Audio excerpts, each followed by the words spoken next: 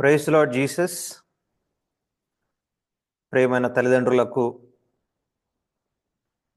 క్రీస్తునందు శుభాభివందనాలు తెలియజేస్తున్నాను. ఈ ప్రోగ్రాంకి మీరు అటెండ్ అయ్యారు అంటే మీ పిల్లల్ని మీరు ప్రేమిస్తున్నారని అర్థం. మీ పిల్లల్ని మీరు ప్రేమిస్తున్నారు కాబట్టే మీ పిల్లల పెంపకానికి కావాల్సినటువంటి మెళకువలు, సూత్రాలు, బైబిల్లో ఉన్నటువంటి సత్యాలు తెలుసుకోవాలని ఆశతో మీరు ఇక్కడికి వచ్చారు. అందుకని నేను మిమ్మల్ని అప్రిషియేట్ చేస్తూ ఉన్నాను. ఈ న్యూ ఇయర్లో పిల్లల పెంపకానికి సంబంధించిన అనేక విషయాలు మనం నేర్చుకుని ఆత్మీయంగా ఎదుగుతూ మన పిల్లల్ని ఆత్మీయంగా పెంచుకుంటూ ప్రభుకి ఇష్టమైన కుటుంబాలుగా మనం కట్టబడాలని, క్రీస్తు కేంద్రంగా కలిగిన కుటుంబాలుగా మనం కట్టబడాలని ఆ ప్రభువుకి మనసారా ప్రార్థిస్తూ ఈరోజు మన సెషన్ని ఆరంభిస్తున్నాను. పిల్లల్ని పెంచడం అనేది అంత సామాన్యమైన విషయం అయితే కాదు. It's a very difficult task, tough task. Already ఈపాటికి పిల్లలు ఉన్న వారికి ఈ విషయం అర్థమయ్యే ఉంటుంది.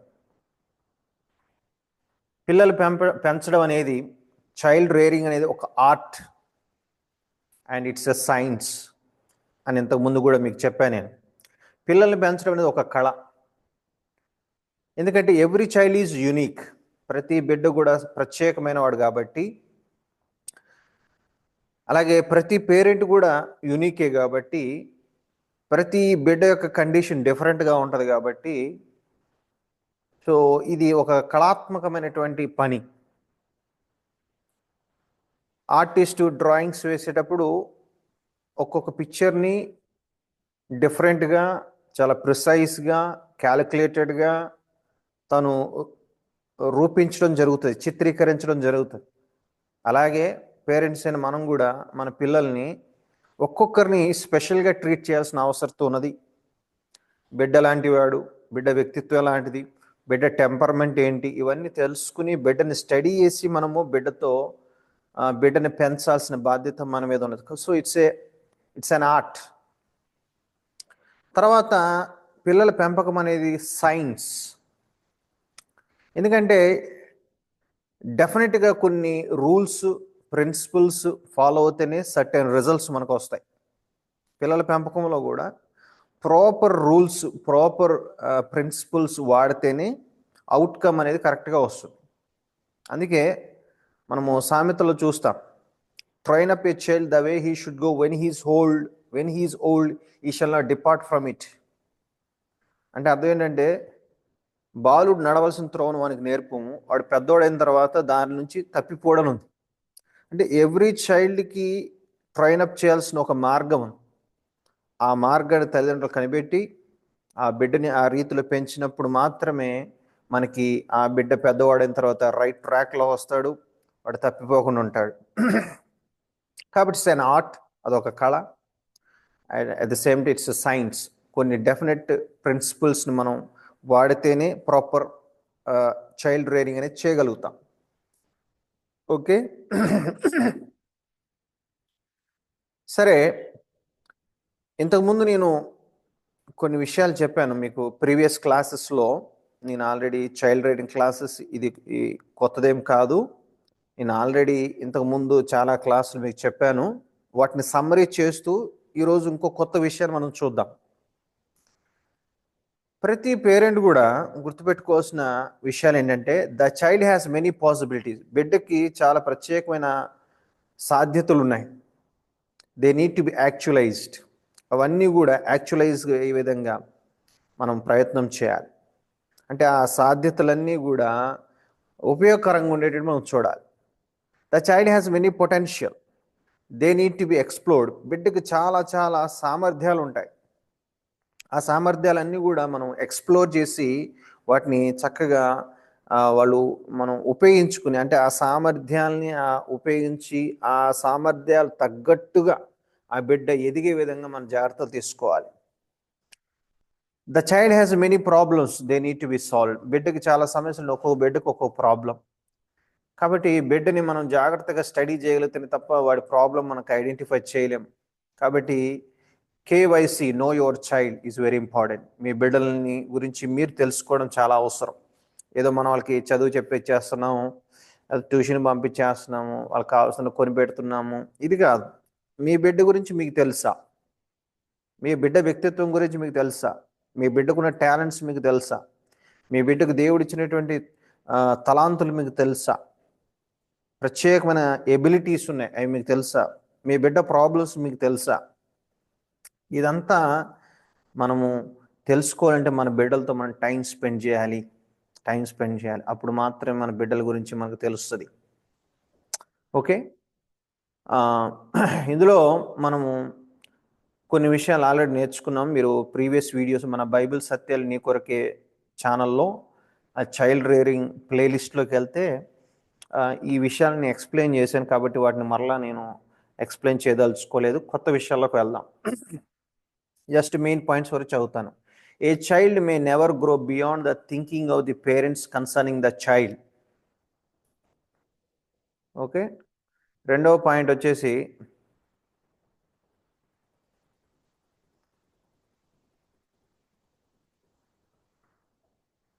Every parent ought to be a visionary for their children అనేది రెండవ విషయం. మూడవది, parents need to understand their child's personality and temperament. ఇంతవరకు మనము లాస్ట్ ఇయర్ మనము చూసాం. సో ఈరోజు ఒక కొత్త విషయాన్ని మనం నేర్చుకుందాం. మళ్ళీ చెప్తున్నాను, ఎవరైనా సరే పాత క్లాసులు మిస్ అయిన వారు మీరేం కంగారుపడాల్సిన అవసరం లేదు, మన ఛానల్లో ఉన్నాయి. దయచేసి మీరు ఈ ప్రోగ్రామ్ అయిన తర్వాత వీక్షించండి. Okay, fourth point, parents need to dedicate themselves for their children. Parents need to dedicate themselves for their children. ఏంటంటే తల్లిదండ్రులు పిల్లల యొక్క అభివృద్ధి కోసం, పిల్లల యొక్క క్షేమం కోసం వీళ్ళు డెడికేట్ చేసుకోవాలి, అంటే సమర్పించుకోవాలి. తల్లిదండ్రులు పిల్లల పెంపకం కోసం ప్రత్యేకమైన శ్రద్ధ వహించాలి అన్నది దీనిలో ఉన్నటువంటి అంతరార్థం. Parents need to B dedicated to rare their children in the ways of the lord. Dedicated అంటే ఫుల్ ఫోకస్, ఫుల్ కాన్సన్ట్రేషన్తో దానికోసం సమయాన్ని కేటాయించడం. మనం కొన్ని పనులు చేస్తాం, నేను ఈ విషయంలో చాలా డెడికేటెడ్గా ఉన్నాను అంటాను. అదేంటంటే దీని మీదే ఫోకస్ పెట్టాను, దీనికోసం నేను టైం కేటాయిస్తున్నాను, నా ఇంట్రెస్ట్ అంతా దీని మీద పెడుతున్నాను అని చెప్పేసి అంటాం కదా, ఆ రకంగా అన్నమాట. సో మన పిల్లల పట్ల మనము డెడికేషన్ కలిగి ఉండాలి. అంటే మీకు డీటెయిల్గా వివరిస్తాను. ఎస్పెషల్లీ వాళ్ళని ప్రభు మార్గంలో పెంచడానికి తల్లిదండ్రులు వాళ్ళు డెడికేట్ చేసుకోవాలి, సమర్పించుకోవాలి. They need to dedicate themselves to pray for their children. ముఖ్యంగా పిల్లల కోసం ప్రార్థించే విషయంలో తల్లిదండ్రులు తమను తాము డెడికేట్ చేసుకోవాల్సిన అవసరత చాలా ఉంది. ఎందుకంటే మన పిల్లల కోసం ప్రార్థన చేయాలని తీర్మానం తీసుకుంటేనే తప్ప, మన పిల్లల కోసం ప్రార్థనలో సమయం గడపాలని ఒక ఖచ్చితమైన నిర్ణయం తీసుకుంటేనే తప్ప ఆ పని చేయము. ప్రభువా ఆ బిడ్డను దీవించేసాను ఒక మాటలంటే సరిపోదు. మీ బిడ్డను అర్థం చేసుకుని ఆ బిడ్డకు తగ్గట్టుగా మనం ప్రత్యేకంగా ప్రార్థన చేయాలి. That means you need to set apart a specific time for your child needs. మీ యొక్క బిడ్డ యొక్క అవసరతల నిమిత్తము, మీ బిడ్డ యొక్క క్షేమం కొరకు ప్రత్యేకంగా ప్రార్థనా సమయాన్ని మనం కేటాయించాలి. మంచి ఎగ్జాంపుల్ ఏంటంటే Hannah dedicated herself for Samuel. It is necessary for parents to spend time with children in prayer. This way, children will learn how to pray and be disciplined for prayer. చూడండి, Hannah సమూయేలు విషయమై ఏం చేసింది? సమూయేల్ని పాలు విడిచేంత వరకు కూడా నేను ఇక నా పని ఏంటంటే వీడిని పెంచడమే. వీడిని ప్రార్థనలో పెంచాలి, ఈ బాబుని ప్రార్థనలో పెంచాలి, ఈ బాబుకు దేవుడి గురించి నేర్పించాలి. ఆ రోజుల్లో పాలు విడవడం అనేది 3 సంవత్సరాల లోపు జరిగేటువంటి ఒక కార్యక్రమం. కాబట్టి ఈ 3 సంవత్సరాల్లో ఈ బిడ్డను ప్రాపర్గా నేను ట్రైనప్ చేయాలి. ఈ బిడ్డ ఎదుట నేను ప్రార్థించే తల్లిగా నేను కనబడాలి. ఈ బిడ్డతో కలిసి నేను ప్రార్థన చేయాలి. ఈ బిడ్డని దేవుని మార్గమును తెలుసుకునే విధంగా నేను ప్రార్థనాపూర్వకంగా పెంచాలని ఆ తల్లి తీర్మానం తీసుకుంది. ఆ 3 సంవత్సరాల వరకు పాలు విడిచేంత వరకు నేను ఎటు వెళ్ళనని ఆమె స్ట్రాంగ్గా డెసిషన్ తీసుకుని ఆ బిడ్డని పెంచే విషయంలో చాలా డెడికేటెడ్గా ఆమె ప్రవర్తించింది. మనకు రిజల్ట్ తెలుసు. చిన్న వయసులోనే అలా ఆమె ఆ బాబుని సమూయేలుని దేవాలయంలో విడిచిపెట్టి వచ్చేసింది. కానీ ఆ సమూయేలు ఎంత గొప్పవాడు, గ్రేట్ ప్రాఫిట్ అయ్యాడు. అదే సమూయేలు ఉన్నటువంటి ఆ దేవాలయంలో ఎవరి దగ్గర అయితే ఉన్నాడో ఏలి అనేటువంటి ఆ యొక్క పాస్టర్ గారు, మన భాషలో చెప్పండి పాస్టర్ గారి దగ్గర ఆయన కొడుకులే పాడైపోయారు. వాళ్ళ కొడుకులతో పాటు ఈయన కూడా పెరిగాడు. కానీ వాళ్ళలాగా ఈయన చెడిపోవాలి. కారణం ఏంటి? వాళ్ళ అమ్మగారి యొక్క ప్రార్థన జీవితం, వాళ్ళ అమ్మగారు నేర్పినటువంటి ప్రార్థన ఫలితం, వాళ్ళ అమ్మగారు ఇచ్చినటువంటి స్పిరిచువల్ ఇన్పుట్ వల్ల సమూయేలు బ్యాడ్ ఇన్ఫ్లుయెన్స్కి గురి కాకుండా చాలా ఆత్మీయంగా ఎదిగాడు. గుర్తుపెట్టుకోండి, మన పిల్లలకి 3 సంవత్సరాల వయసులో మనం ఏదైతే నేర్పిస్తామో అదే వాళ్ళని లైఫ్ లాంగ్ రైట్ వేలో నడిపించేటువంటి ఒక మంచి మార్గదర్శకంగా మారుతుంది. అవునా? 3 సంవత్సరాల పిల్లవాడికి ఏం తెలుసు అని మీరు అనుకోవచ్చు. నో, వాళ్ళకి చాలా తెలుసు. వాళ్ళకి తెలుసు అన్న విషయం మనకు తెలియకపోవడం చాలా బాధాకరం. వాళ్ళకి చాలా తెలుసు. వాళ్ళు చాలా నేర్చుకోగలరు. వాళ్ళ కడుపులో ఉన్నప్పుడే నేర్చుకోగలరు. ఈ విషయాలను మనం గత క్లాస్లో చెప్పుకున్నాం. ఓకే, సరే. మనము parents need to B dedicated to teach their children. పిల్లలకి ప్రార్థన చేసే విషయం, పిల్లల కోసం ప్రార్థన చేయాలి, పిల్లలతో కలిసి ప్రార్థన చేయాలి. అలా చేసినప్పుడు ఏమవుతుందంటే పిల్లలు ప్రేయర్ మీటింగ్లు కూడా అల్లరి చేయకుండా పద్ధతిగా కూర్చుంటారు. చర్చిలు కూడా పద్ధతిగా అల్లరి చేయకుండా మంచిగా కూర్చుంటారు. కుటుంబ ప్రార్థనలో మన పిల్లల్ని ప్రాపర్గా కూర్చోబెట్టగలిగితే వాళ్ళు చర్చిలు కూడా పద్ధతిగా కూర్చుంటారు. ప్రాబ్లం ఏంటంటే మనం ప్రాపర్గా వాళ్ళు ట్రైనప్ చేయకపోవడం వల్లే మన పిల్లలు ప్రాపర్గా బిహేవ్ చేయట్లేదు పబ్లిక్ మీటింగ్స్లో అనే విషయము తల్లిదండ్రులు గమనించి దీన్ని పట్ల బాధ్యత తీసుకోవాల్సిందిగా మీకు ప్రేమపూర్వకంగా మనం చేస్తున్నాం. తర్వాత parents need to B dedicated to teach their children. పిల్లలకి ప్రార్థన చేయడం ఒకటే కాదు, పిల్లలకి బోధించాలి. తల్లిదండ్రుల యొక్క బాధ్యత ఏంటంటే పిల్లలకి బోధించాలి. దానికి కూడా డెడికేటెడ్గా టైం కేటాయించాలి. ఏది పడితే అది చెప్పేయడం కాదు. పిల్లలకు అర్థమయ్యే విధంగా, పిల్లల భాషలో, పిల్లల వయసుకు తగ్గట్టుగా బైబిల్ సత్యాలని వాళ్ళకి నేర్పించాలి. బేసిక్స్ అన్ని కూడా వాళ్ళకి నేర్పించాలి. బేసిక్ డాక్టరీన్స్ అని మన పిల్లలకు తెలుసుండాలి. ద్వితీయోపదేశ కాండం 6వ అధ్యాయం 4 నుంచి 7 లేదా 9 వచనం వరకు చూస్తే is one of the most important passages for a zoo. ఒక యూదుడికి సంబంధించి ఆ యొక్క వాక్య భాగం అనేది చాలా కీలకమైంది. ఏముందో ఒకసారి అందులో చూద్దాం. ద్వితీయోపదేశ కాండం 6వ అధ్యాయం 4 నుంచి 9 చూస్తే, ఇశ్రాయేలు వినుము, మన దేవుడైన యెహోవా అద్వితీయుడగు యెహోవా. నీ పూర్ణ హృదయంతోను, నీ పూర్ణ ఆత్మతోను, నీ పూర్ణ శక్తితోను నీ దేవుడైన యెహోవాను ప్రేమింపవలెను. నేడు నేను నీకు ఆజ్ఞాపించు ఈ మాటలు నీ హృదయంలో ఉండవలెను. నీవు నీ కుమారులకు వాటిని అభ్యసింపజేసి నీ ఇంట కూర్చుండినప్పుడును, త్రోవ నడుచున్నప్పుడును, పండుకున్నప్పుడును, లేచినప్పుడును వాటిని గూర్చి మాట్లాడవలెను. సూచనగా వాటిని చేతికి కట్టుకొనవలెను. అవి నీ కన్నుల నడుమ బాసికము వలె ఉండవలెను. నీ ఇంటి ద్వార బంధముల మీదను, నీ గౌన్ల మీదను వాటిని వ్రాయవలెను. ఇక్కడ చూడండి, దేవుడు ఏం చెప్తున్నాడు ఈ యొక్క ప్యాసేజ్లో, చాలా ముఖ్యమైనటువంటి విషయాలని ఆ ఇశ్రాయేల్ ప్రజలకు చెప్తా ఉన్నాడు. ఏంటంటే this passage talks about parental devotion to God, to love him and to serve him.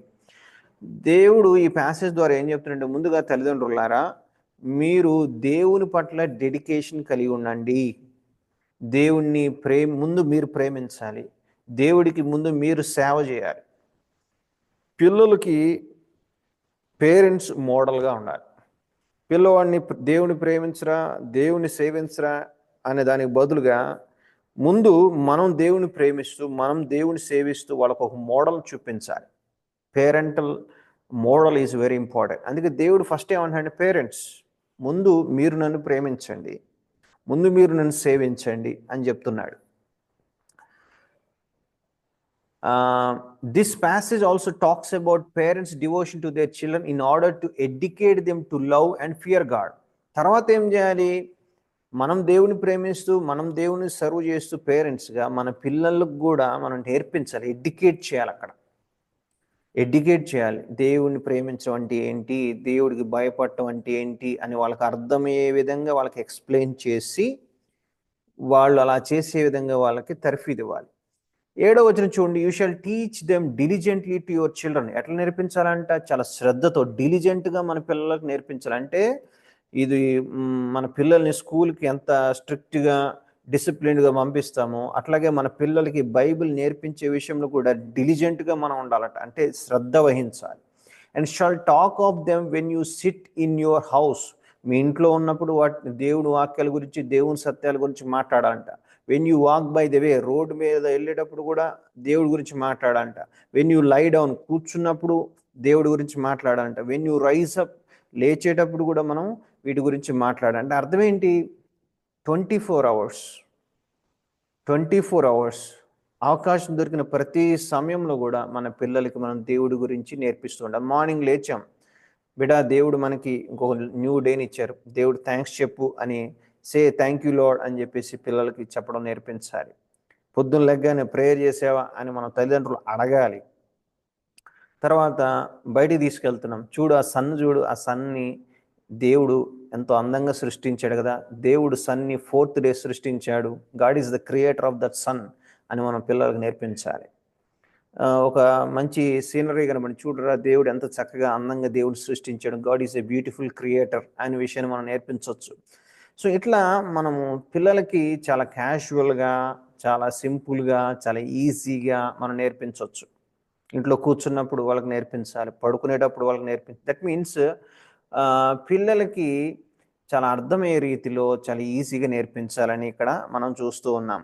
ఇంకొక విషయం మీరు చూస్తే దేవుడు ఏమన్నాడంటే, నీ కన్నుల నడుమ బాసికంలా కట్టుకో అంటున్నాడు. నీ చేతికి ఒకటి దాన్ని కట్టుకుని దాని కడియంలా కట్టుకుని వాళ్ళకి వాక్యం నేర్పించు అంటున్నాడు. అంటే అర్థం ఏంటంటే, సపోజ్ ఇక్కడ మీరు ఒక చిన్నది బాసికంలాగా తయారు చేసి దాని మీద యెహోవా దేవుడు ప్రేమ స్వరూపి, లేదా యెహోవా నా కాపరి అని ఒక చిన్న వాక్యం రాసి దానికి అంటించండి. మీరు అలా జస్ట్ ట్రై చేసి చూడండి. మీ పిల్లల దగ్గరికి వచ్చి డాడీ డాడీ అదేంటి డాడీ అని అడుగుతారు. అప్పుడు చదువునాను, యెహోవా నా కాపరి అంటే నన్ను యేసయ్య కాపాడుతాడు, నిన్ను నన్ను కాపాడేది యేసయ్య, యేసయ్య మన కాపరి. అలా ఒక వాక్యం నేర్పించవచ్చు. మన ఇక్కడ ఏదో ఒక బ్యాండ్ లాగా, ఫ్రెండ్షిప్ బ్యాండ్ లాగా ఏదో కట్టుకొని దాని మీద ఒక చిన్న వాక్యం రాసేసి అలా పెట్టుకుంటే వాడు వచ్చి అడుగుతాడు, డాడీ డాడీ ఇదేంటి డాడీ అని అడుగుతాడు. సో దాని మీద ఉన్న వాక్యం మనం చూపించి గాడ్ ఈజ్ అవర్ ప్రొటెక్టర్, లేకపోతే గాడ్ ఈజ్ లైట్ అనో ఏదో ఒక వాక్యం మనం రాసేసి దాని మీద చక్కగా వాడికి వివరించవచ్చు. అంటే ఇక్కడ అర్థం ఏంటంటే పిల్లలకి అట్రాక్టివ్ వేలో నేర్పించాలని దేవుడు వండర్ఫుల్ ప్రిన్సిపల్ని ఎప్పుడో చెప్పాడు. అంటే ఇప్పుడు చూడండి, మనకి పిల్లలకి టీచింగ్ అనేది ఎలా చేయాలని ఈ రోజుల్లో సైకాలజిస్టులు లేకపోతే టీచర్స్ ట్రైనింగ్ తీసుకున్న వాళ్ళకి చెప్తూ ఉంటారు. ఏంటంటే పిల్లలకి చాలా అట్రాక్టివ్ వేలో నేర్పించాలి, మన ముందు కనబడిన వస్తువులను ఉపయోగించి నేర్పించాలని చెప్తారు. ఈ విషయం ఇప్పుడు చెప్తున్నారు వాళ్ళు, కానీ దేవుడు మనకు బైబిల్ ఎప్పుడో రాయించాడు. దాదాపు ఇప్పుడు ఇది ఒక 2000 సంవత్సరాలు ఈ పుస్తకం రాసి, దరిదాపు క్రీస్తు పూర్వం 1400 సంవత్సరాలు అంటే దరిదాపు 3400 సంవత్సరాల క్రితం దేవుడి విషయాలను మనకు బైబిల్లో రాయించడం జరిగింది. ఎంత అద్భుతమైన చూడండి. సో దేవుని యొక్క మహాజ్ఞానము ఈ యొక్క గ్రంథంలో, బైబిల్లో మనం చూడవచ్చు. సో ఇక్కడ మనం గమనించాల్సిన విషయం ఏంటంటే, పిల్లలకి అట్రాక్టివ్ వేలో నేర్పించాలి. వాళ్ళని కూర్చోబెట్టి ఒక పెద్ద బోర్డు పెట్టేసి దేవుడు ప్రేమ స్వరూపి అని మొత్తం మనం వాళ్ళకి పెద్దోళ్ళకి చెప్పినట్టు చెప్తే వాళ్ళకి అర్థం కాదు. వాళ్ళకి అర్థమయ్యే విధంగా వాళ్ళ వయసుకు తగ్గట్టుగా మనం చక్కగా వాళ్ళకి నేర్పించాలి, అట్రాక్టివ్ వేలో నేర్పించాలి. దేవుడు అన్నాడు, మీ గౌన్ మీద రాయండి అంటే గేట్ మీద రాయండి, డోర్ పోస్ట్ మీద రాయండి, వాక్యం పెట్టుకోండి. అక్కడక్కడ చక్కగా మంచి వాక్యాలు స్టిక్కర్లు పెట్టేసుకుని పిల్లల్ని వాటి చూపించి వాటిని చదివి వాటిని వివరించి చెప్పడం అనేది చాలా బాగుంటుంది. పిల్లలకి అట్రాక్టివ్ వేలో మనం నేర్పించాలి. మీరు అలా చేస్తున్నారా? Are you doing like that? మనం అలా చేస్తే చాలా బాగుంటుంది. తర్వాత parents frequent daily instructions are to be given to children by parents about God and his ways. మనం కంటిన్యూస్గా ఏం చేయాలంటే దేవుని మార్గాల గురించి, దేవుడి గురించి వాళ్ళకి ఇన్స్ట్రక్షన్స్ అనేవి మనం ఇవ్వాలి. కొంతమంది అనుకుంటారు అది మా మా ఆవిడ డ్యూటీ అండి దేవుడి గురించి నేర్పించడం అని అనుకుంటారు. లేదు, బైబిల్ చెప్తుంది తండ్రి ఉపదేశించాలి. సో తండ్రి you have to teach, father you have to teach, you have to instruct the child. దేవుని మార్గంలో ఇన్స్ట్రక్ట్ చేయాల్సిన బాధ్యత తండ్రిది ఉంది, తల్లిది ఉంది. మన సామెతలు 1వ అధ్యాయం చూస్తే తల్లిదండ్రులు ఇద్దరు బాధ్యత అని మనం చూస్తున్నాం. So both have to work together as a team. తల్లిదండ్రులు ఇద్దరూ కలిసి ఒక టీమ్గా పనిచేస్తేనే తప్ప ఈ పని జరగదు. అది నీ బాధ్యత అని ఒకళ్ళు భుజాలు ఒకళ్ళు తడుముకోవడం కాకుండా, ఒకరి మీద ఒకళ్ళు నిందలేసుకోవడం కాకుండా, గొడవలు పెట్టుకోవడం కాకుండా, ఇద్దరు కలిసి చక్కగా ప్లాన్డ్గా నువ్వు ఇది నేర్పించు, ఇది నేర్పిస్తా అని చెప్పేసి లెసన్స్ని షేర్ చేసుకుంటూ చక్కగా పిల్లలకి డెడికేటెడ్గా టైం కేటాయిస్తూ పిల్లలకి నేర్పించడం అనేది చాలా చాలా అవసరం. తర్వాత parents are to be dedicated to provide for their children. అలాగే తల్లిదండ్రులు పిల్లలకు కావాల్సినవన్నీ కూడా ప్రొవైడ్ చేసిన బాధ్యత తల్లిదండ్రులకే ఉన్నది. తల్లిదండ్రుల బాధ్యత పిల్లలకు కావాల్సిన సమకూర్చడం ఎవరి బాధ్యత? తల్లిదండ్రుల బాధ్యత. The child has body, mind and spirit. All 3 aspects need proper food for development. చూడండి, మన బిడ్డకి బాడీ ఉంది, మైండ్ ఉంది, స్పిరిట్ ఉంది. ఈ 3 ఏరియాస్లో వాళ్ళకి ప్రాపర్గా ఫుడ్ మనం ఇవ్వాలి. అప్పుడే వాళ్ళు డెవలప్మెంట్ అనేది ప్రాపర్గా ఉంటుంది. ఓకేనా?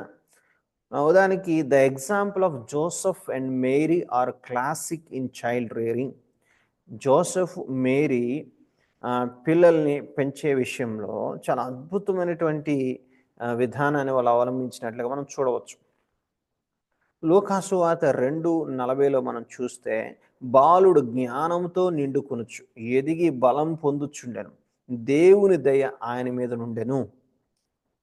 బాలుడు జ్ఞానంతో నిండుకొనుచు ఎదిగి బలం పొందుచుండెను, దేవుని దయ ఆయన మీద నుండెను. We have a summary statement of the growth and development of the Lord's childhood.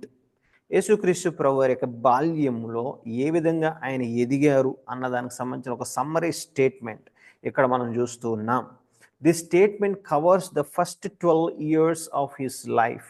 యేసుక్రీస్తు ప్రభువారి యొక్క మొదటి 12 సంవత్సరాల బాల్యంలో ఆయన ఏ విధంగా ఎదిగారు అన్న విషయాలు ఇక్కడ మనము చూడవచ్చు.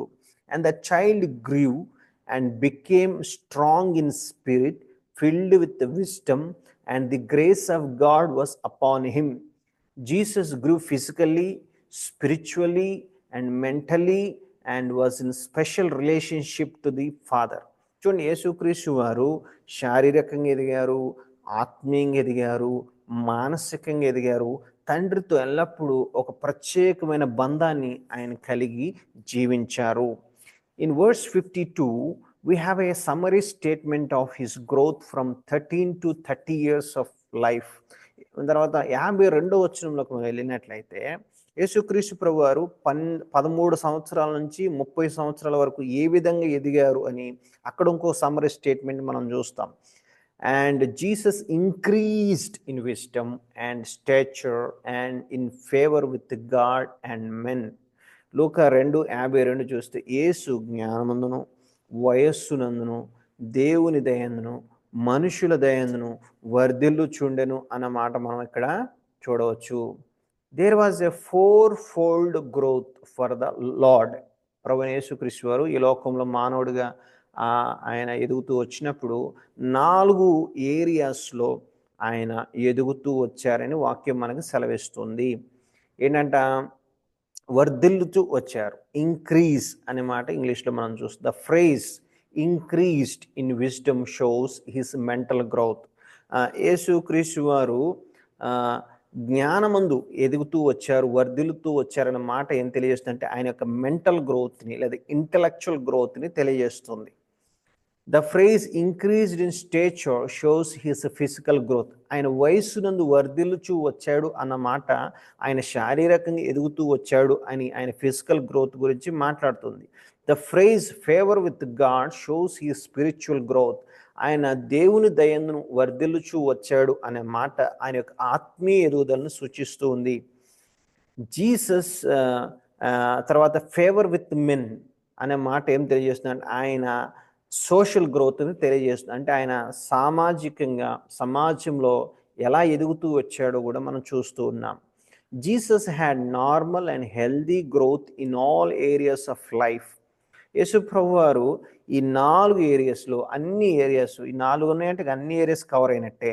సో వీటన్నిటిలో కూడా ఆయన చాలా నార్మల్గా, చాలా హెల్దీగా, ఆరోగ్యవంతంగా ఆయన వర్ధిల్లుచు ఎదుగుచూ వచ్చారు.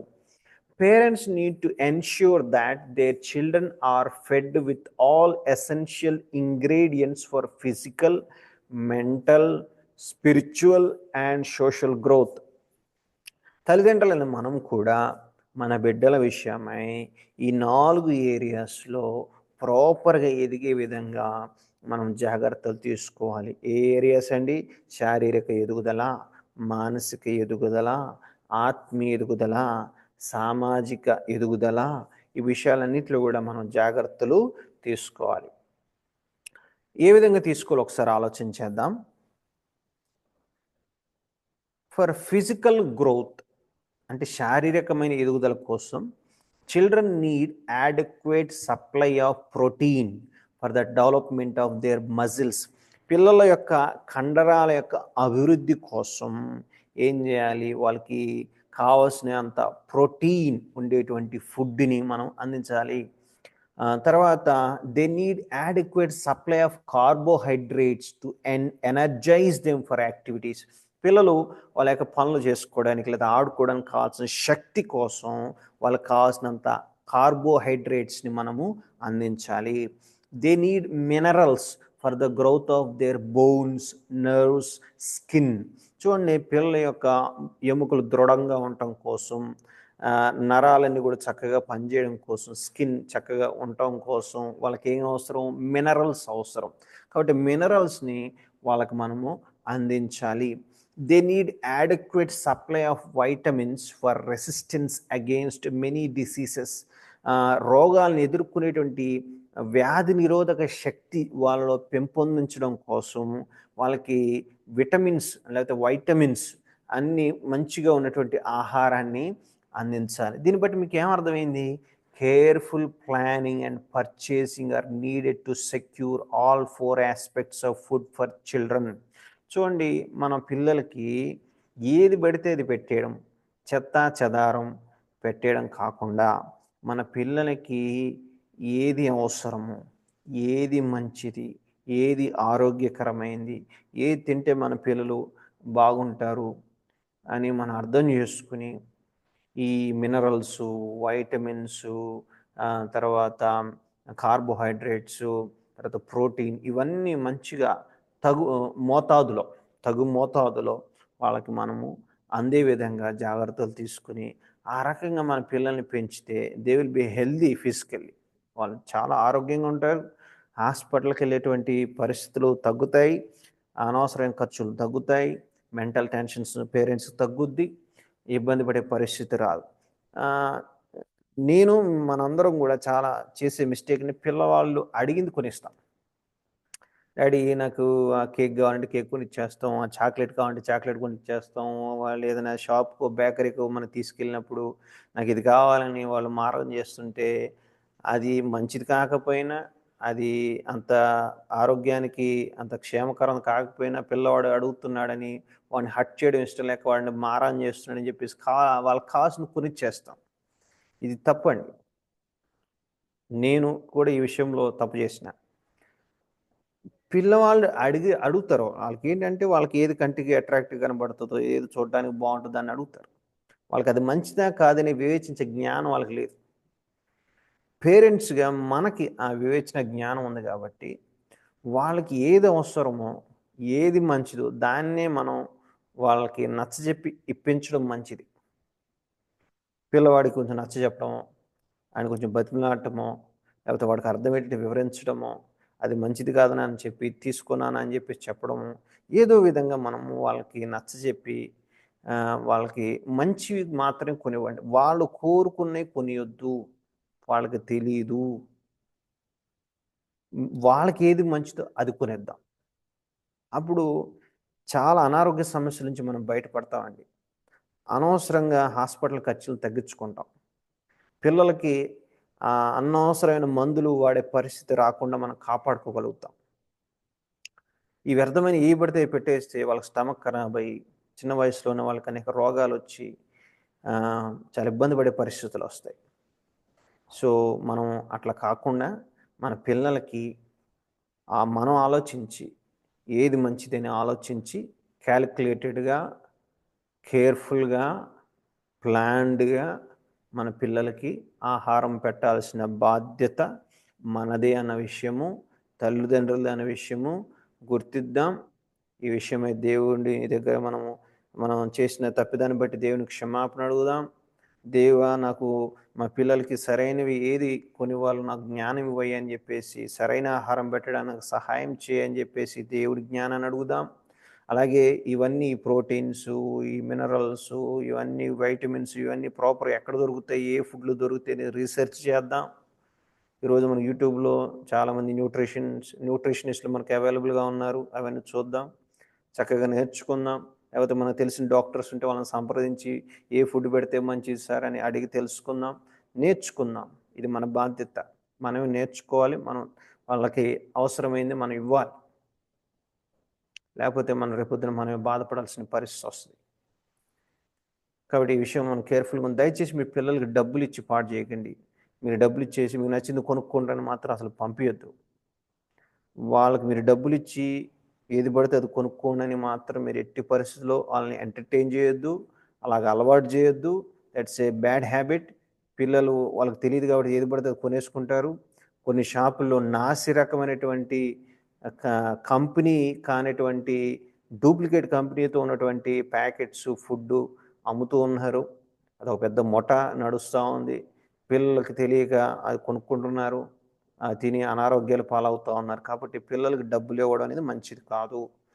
మీరే మీ పిల్లలకి ఏది మంచిదో ఆలోచించి ఇంటికొచ్చేటప్పుడు చక్కగా వాళ్ళకి కావాల్సినయి చక్కగా కొనుక్కొని తీసుకొచ్చి వాళ్ళకి తినిపించండి అన్నది నా యొక్క request. Okay. It's our responsibility. Actually it is our parental responsibility. మన పిల్లలు హెల్తీగా ఉండే విధంగా రైట్ ఫుడ్ పెట్టడం అనేది మన బాధ్యత. మన బాధ్యత. ఈ విషయం దయచేసి మనం గుర్తిద్దాం. ఈ విషయం మనం సరి చేసుకుందాం. నెక్స్ట్ వచ్చేసి for mental growth they need different activities that energize their mind. చూడండి, మన పిల్లలకి మానసిక ఎదుగుదల కోసం వాళ్ళకి ఏం చేయాలి, డిఫరెంట్ యాక్టివిటీస్ని మనం ప్లాన్ చేయాలి. వాళ్ళ మైండ్ షార్ప్ అవడం కోసం మంచి మంచి యాక్టివిటీస్ని మనం ప్లాన్ చేయాలి. మంచి పుస్తకాలని వాళ్ళకి అలవాటు చేయాలి. బుక్ రీడింగ్‌ని అలవాటు చేయడం మంచిది. బుక్ రీడింగ్ కూడా ఎలాంటి బుక్స్, ఏ మ్యాగజైన్సో, ఏ చెత్తా చెదారం ఉన్న బుక్స్ ఇవ్వకుండా బైబిల్ రిలేటెడ్ బుక్స్, మంచి భక్తిపరుల యొక్క చరిత్రలు, మిషనరీ స్టోరీస్‌తో కూడిన పుస్తకాలు, జాన్ బనియన్ రాసినటువంటి 'ద పిల్గ్రిమ్స్ ప్రోగ్రెస్' యాత్రికుని ప్రయాణం అనేటువంటి పుస్తకము పిల్లలకి అర్థమయ్యే విధంగా చిత్రాలతో చక్కగా తెలుగులో కూడా వచ్చింది. ఆ బుక్స్ పిల్లలతో చదివించడం, లేదా మీరు చదివి ఎక్స్‌ప్లెయిన్ చేస్తూ బొమ్మలను చూపించడం, ఇలాంటివి మన పిల్లలకి చేసినప్పుడు వాళ్ళకి నాలెడ్జి పెరుగుతుంది. స్పిరిచ్యువల్‌గా కూడా బలపడతారు వాళ్ళు. మీ పిల్లలు ఏం చదువుతున్నారో కూడా మీరు గమనించాలి. సో, మంచి బుక్స్‌ని వాళ్ళకి అలవాటు చేద్దాం. చదివించడానికి వాళ్ళని ఎంకరేజ్ చేద్దాం. మేబీ ఈ బుక్స్ చదివి మీరు ఫినిష్ చేస్తే నేను నీకు ఇది కొనిపెడతానని వాళ్ళని మోటివేట్ చేద్దాం. ఎందుకంటే వాళ్ళు చదవరు. మనమే చదవం. వాళ్ళెట చదువుతారు. కాబట్టి we need to motivate them. తర్వాత గుడ్ మ్యూజిక్ వినే విధంగా వాళ్ళని ఎంకరేజ్ చేయాలి. మంచి స్పిరిచ్యువల్ మ్యూజిక్, చక్కటి మంచి ఆత్మీయ సాహిత్యం, చక్కటి వినసొంపైన సంగీతం ఉన్న పాటలని, మ్యూజిక్‌ని వాళ్ళకి వినిపించాలి. ఎందుకంటే మ్యూజిక్ వాళ్ళని ఆహ్లాదపరుస్తుంది, ఆనందపరుస్తుంది. కాబట్టి మంచి మ్యూజిక్ విన్నప్పుడు వాళ్ళు మానసికంగా చాలా సంతోషిస్తారు. తర్వాత పెయింటింగ్. పిల్లలకి పెయింటింగ్ అలవాటు చేయడం మంచిది. వాళ్ళలో ఉన్నటువంటి క్రియేటివిటీ బయటకు వస్తూ ఉంటుంది. సో, పెయింటింగ్ చేయించడం ద్వారా కూడా వాళ్ళు చాలా చక్కగా ఎంజాయ్ చేస్తారు. సో, వాళ్ళు మైండ్‌ని ఉపయోగిస్తారు ఇక్కడ. ఇవన్నిటి ద్వారా ఏంటి మైండ్‌ని ఉపయోగిస్తారు. డ్రాయింగ్ వాళ్ళకి డ్రాయింగ్స్ ఏయించడము, చక్కగా బైబిల్‌లో ఉన్న స్టోరీ, నోహు స్టోరీనైనా లేకపోతే నోహు ఎక్కిన ఓడని చిత్రం గీయండి అని రకరకాలుగా వాళ్ళతో డ్రాయింగ్స్ చేయించడం. ఇవన్నీ చేసినప్పుడు ఏమవుతుందంటే వాళ్ళ యొక్క మానసిక ఎదుగుదల అనేది చక్కగా ఉంటది. They also need exposure to animals, birds, flowers, plants, mountains and hills, rivers and seas etcetera. అంటే మనం చూసింటే పిల్లలకి ఎక్స్‌పోజర్‌ని మనం కలిగించాలి. ఏ విషయాలు? జంతువుల పట్ల, బర్డ్స్ పట్ల, పక్షుల పట్ల, చుట్టూ ఉన్నటువంటి ఫ్లవర్స్‌ని పట్ల, ప్లాంట్స్ పట్ల, కొండలు, లోయలు, నదులు, సముద్రాలు ఇవన్నీ వాళ్ళకి చూపించాలి. అప్పుడు వాళ్ళు దేవుడి యొక్క సృష్టిని అప్రిషియేట్ చేయడం నేర్చుకుంటారు. దేవుడి యొక్క సృష్టిలో ఉన్నటువంటి బ్యూటీని బట్టి దేవుడు యొక్క గొప్పతనాన్ని అర్థం చేసుకుంటారు. మనం వాటిని వాళ్ళకి చూపిస్తూ ఉండాలి. చూడండి యేసుప్రభు వారు కూడా ఏం చెప్పారు మనకి శిష్యులకి, ప్రజలకి పాఠాలు చెప్పడం కోసం ఏమన్నా ఆకాశ పక్షులను చూడి, అడవి గడ్డి పువ్వులను చూడి అని యేసయ్య చెప్పారు కదా! సో, యేసయ్య ఈవెన్ పెద్దవాళ్ళకి కూడా వాటిని చూపిస్తూ లెసన్స్ చెప్పారు. మరి మన పిల్లలకి ఇంకెంత చక్కగా మనం చూపించి వాడిని నేర్పించాలి. సో, రోడ్డు మీద వెళ్తున్నప్పుడు చిన్న చిన్న రోడ్ సైడు హ్మ్, తొప్పలు చెట్లు ఉంటాయి. అందులో కొన్నిసార్లు అద్భుతమైనటువంటి డిజైన్ ఉండే ఫ్లవర్స్ కనబడతా ఉంటాయి. చూపించాలి వాళ్ళకి. దేవుడు చూడరా ఎంత అద్భుతంగా తయారు చేశాడో. సో, ఒక్కొక్క జంతువుకి ఒక్కొక్క స్పెషాలిటీ ఉంటది. క్యాంగరూ ఉంది. దానికి ప్రత్యేకత ఉంది. ఏదో కడుపు దగ్గర ఒక సంచి, దాంట్లో బేబీ వెళ్ళడం, రావడం. అంటే దేవుడు ఎంత అద్భుతంగా దాని బేబీని ప్రొటెక్ట్ చేసుకోవడానికి దానికి ఏర్పాట్లు చేశాడు. ఒక్కొక్క జంతువు ఒక్కొక్క ప్రత్యేకత ఉంటాయి. ఇవన్నీ గూడా సాధ్యమైనంత వరకు మనకి వాళ్ళకి చూపిస్తూ, వాటి ద్వారా దేవుడి యొక్క అనంత జ్ఞానాన్ని మనం వివరిస్తూ వాళ్ళకి చక్కటి లెసన్స్‌ని నేర్పించవచ్చు. సో, వాళ్ళకి ఇటు దేవుడి గురించి నేర్పించినట్టు ఉంటది. వాళ్ళకి వీటన్నిటి గురించి ఒక అవేర్‌నెస్ అనేది గూడా ఏర్పడుతుంది. తద్వారా వాళ్ళకి మానసికంగా ఎదుగుదల అనేది ఉంటుంది. Corresponding to their age such a supplies need to vary. అంటే వాళ్ళకి వయస్సును బట్టి ఏది చూపించాలి, ఏది చూపించకూడదనేది ఉంటుందన్నమాట. సో, వాళ్ళ వయసుకు తగ్గట్టుగా మనము ప్లాన్ చేసుకొని చూపించాలి. There must be activities meant to charge their brains such as puzzles, quiz, sudoku and IQ memory games. మన పిల్లల యొక్క ఇంటలెక్చువల్ గ్రోత్ కోసం ఏం చేయాలంటే వాళ్ళకి రీఛార్జ్ చేయడం కోసం పజిల్స్, చక్కటి మంచి మంచి పజిల్స్ మనం వాళ్ళకి ఇవ్వచ్చు. క్విజ్లు కండక్ట్ చేయొచ్చు. కొన్ని గేమ్స్ ఉంటాయి. మెమరీని పెంపొందించే విధంగా గేమ్స్ ఉంటాయి కదా! ఆ గేమ్స్‌ని మనం వాళ్ళకి నేర్పించవచ్చు. తర్వాత క్యూబ్స్, తర్వాత చెస్ ఇవన్నీ గూడా వాళ్ళ యొక్క ఇంటలెక్చువల్ కెపాసిటీని పెంచేవి గాబట్టి అట్లాంటి మనం వాళ్ళకి ఇవ్వాలి. మన పిల్లలకి టాయ్స్ కొన్నప్పుడు ఏదో ఊరికే ఆహ్, ఏది పడితే అది కొనిచ్చేసి వాళ్ళ తాత్కాలిక ఆనందం కోసం కాకుండా వాళ్ళ యొక్క ఇంటలెక్చువల్‌గా గ్రో అయ్యే విధంగా ఉపయోగపడేటువంటి టాయ్స్ మనం కొన్ని ఇప్పుడు బ్లాక్స్ వాటిని వాళ్ళు కడతా ఉంటారు. చక్క షేప్‌లో వాటిని చేస్తా ఉంటారు. అలాంటి క్రియేటివిటీని లేకపోతే వాళ్ళ బుర్రను ఉపయోగించి కొన్ని కొత్తగా అటెంప్ట్ చేసేటువంటి వాళ్ళకి క్రియేటివిటీని బయటికి పెట్టేటువంటి పనులు మనం అట్లాంటి వాళ్ళకి కొనివ్వడం అనేది ప్రయోజనకరం. ఏది పడితే కొనిచ్చేసి అట్లా కాకుండా నేను ఇది కొంటానంటే, ఇది కొనిచ్చంటే దీని ద్వారా నా బిడ్డలోని టాలెంట్ బయటపడాలి. దీని ద్వారా వాడు మానసిక ఆనందానికి గురి కావాలి. దీని ద్వారా వాడు ఇంటలెక్చువల్‌గా ఎదగాలి అనేటువంటి గోల్‌తో మనం కొనాలి. గోల్‌తో మనము కొనాలి. ఆ రకంగా మీరు కొంటున్నారా? ఇది మన బాధ్యత. ఇది మన బాధ్యత. ఓకేనా?